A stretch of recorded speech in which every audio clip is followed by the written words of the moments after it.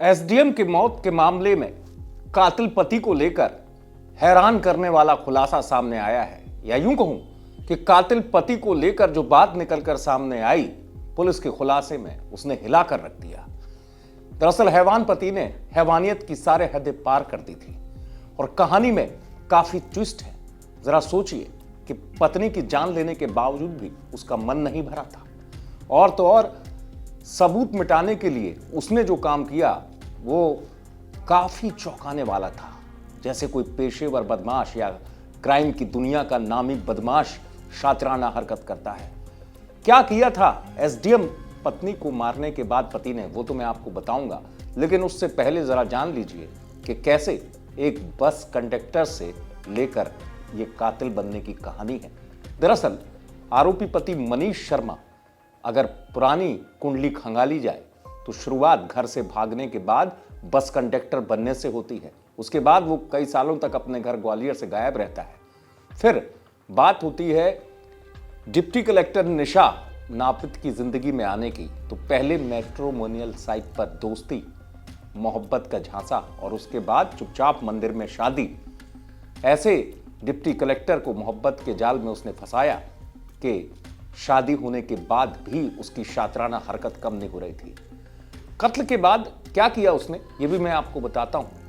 कत्ल के बाद पुलिस को उलझाने के लिए, जैसे कोई शातिर बदमाश होता है, उसने वॉशिंग मशीन का इस्तेमाल किया। वॉशिंग मशीन और इस कत्ल का क्या कनेक्शन है, ये भी मैं बताऊंगा। दरअसल वो इतना शातिर था कि पहले तो उसने पत्नी की मौत को एक सामान्य मौत बताने की कोशिश की, पुलिस को बहुत उलझाया।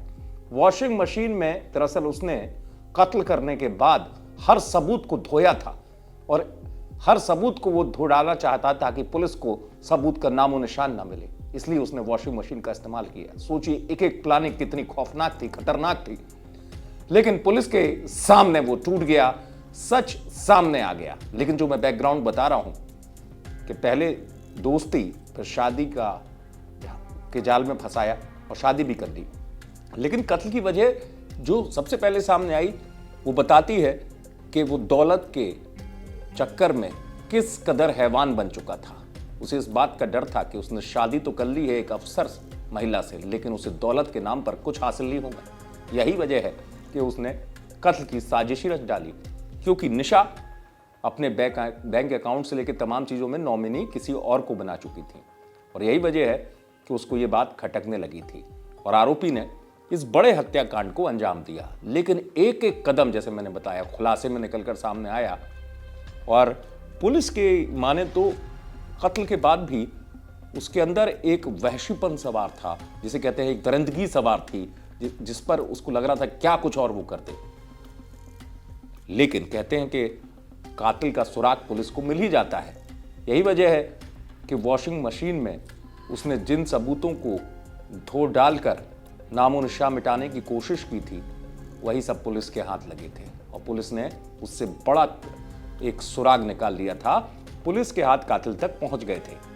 और जहां तक सवाल आरोपी पति का है, कहानी जो बैकग्राउंड है वो काफी चौंकाने वाला है। जैसे मैंने आपको बताया, जो शख्स अपने पिता का नहीं हुआ वो पत्नी का कैसे होता।